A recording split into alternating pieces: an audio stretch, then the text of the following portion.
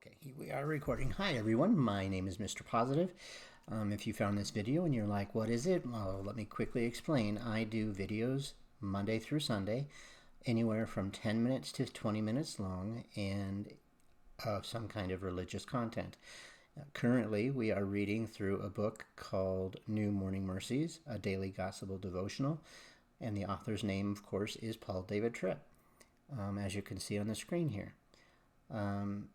That's my passion, and that's what I like to do, and some of you enjoy it, and some of you give a comment or two, and that really pleases me. So if you're new to this channel and you're wondering what it is, and you want to give it a try, take a listen and see what you think. In the meantime, let's get started. March 8th, 2021. Yes, your life is messy and hard, but that's not a failure of the plan. It is the plan. It's God's work. It's God working to complete what He's begun in you. It is very different from the way we normally think about grace.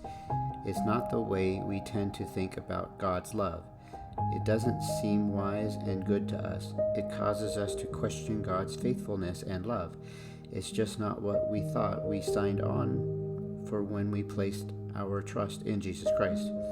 It's not a typical definition of the good life, and it causes us to think at times that God isn't paying attention and that the bad guys are winning.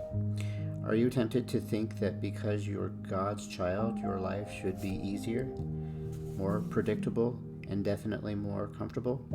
But that's not what the Bible teaches. Instead, it reveals that struggles are a part of God's plan for you.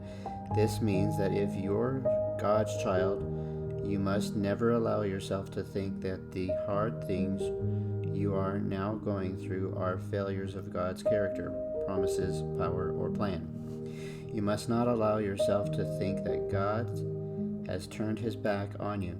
You must not let yourself begin to buy into the possibility that God is not as trustworthy as you thought Him to be.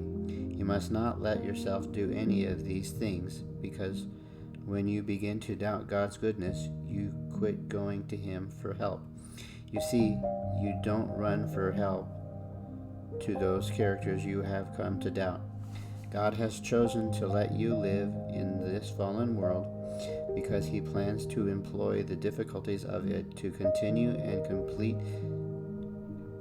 His work in you. This means that those moments of difficulty are not an interruption of His plan or a failure of His plan, but rather the important part of His plan. I think there are times for many of us when we cry out for God's grace, and we get it, but not the grace that we're looking for. We want the grace of relief or release. We get these little pieces, but largely they are yet to come. When we all really need right now is the grace of transformation. God's grace is not always pleasant. It often comes in the form of something we never would have chosen to go through if we were controlling the joystick. All we need to teach and encourage one another with the theology of uncomfortable grace, because on this side of eternity, God's grace often comes to us in uncomfortable forms. It may not be what you and I want, but it is precisely what we need. God is faithful. He will use the brokenness of the world that is your present address to complete the loving work of personal transformation that He has begun now. That is grace. For further study and encouragement, we're going to be reading Psalms 66. Make a joyful shout to God, all the earth. Sing out the honor of His name. Make His praise glorious. Say to God, how awesome are your works through the greatness of your power.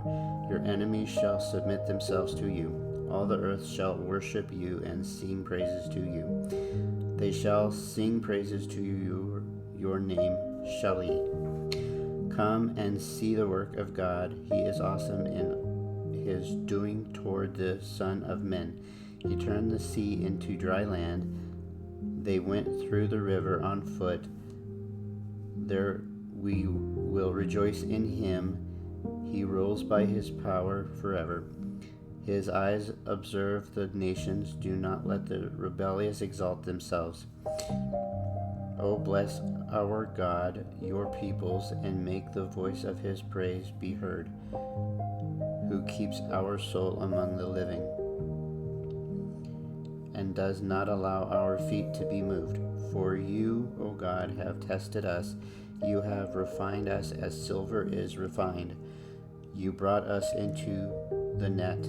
You laid affliction on our backs. You have caused men to ride over our heads.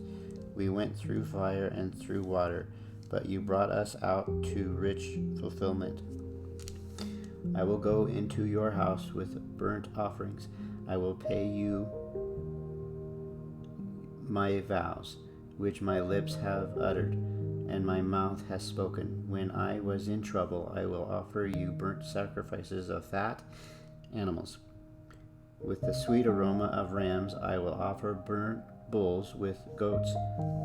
Come and hear, all you who fear God, and I will declare what he has done for my soul. I cried to him with my mouth, and he was extolled with my tongue. If I regard iniquity in my heart, the Lord will not hear. But certainly God has heard me, he has attended to the voice of my prayer.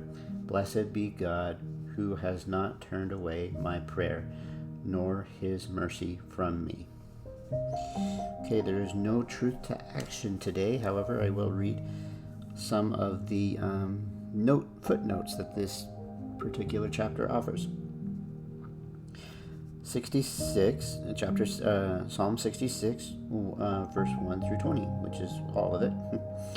The joyful shout of corporate worship is heard in 1 through 12, while verses 13 through 20 are the praises of personal testimony.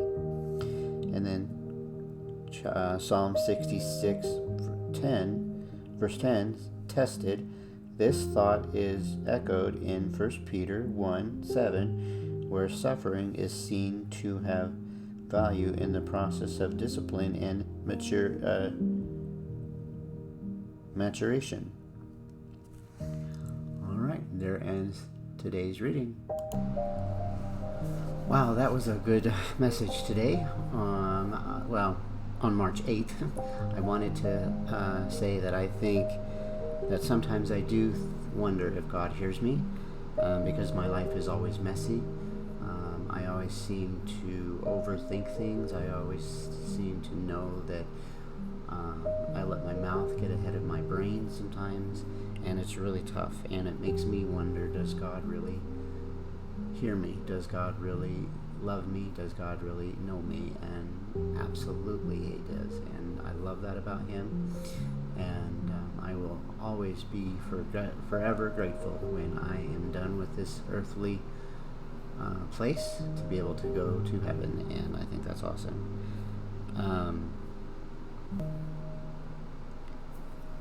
I don't have much to think about in the drama community. I just know that if we pray, we don't take it lightly, and I do pray for each and every one of you guys, even the ones that trigger me. And it's been a challenge, but I'm still working through it. I'm still trying to figure it out, and I'm trying to see if I still fit in the drama community. Some days I wonder, and I have to really sit here and pray and move forward with what God's plans are, regardless if I agree with them or not.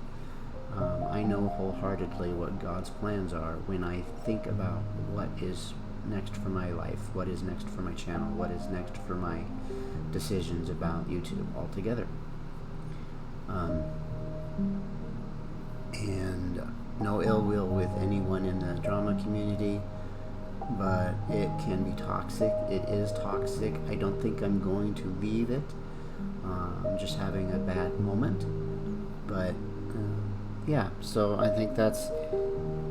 Maybe this chapter had nothing to do with what I'm saying, but that's just where my heart is right now. So yeah, thank you for listening. If you are a returning subscriber or a new subscriber and you liked what you've heard so far and you listened all the way through the end, thank you very much. Please consider hitting the subscribe button and also consider hitting the like button and also hitting the notification bell.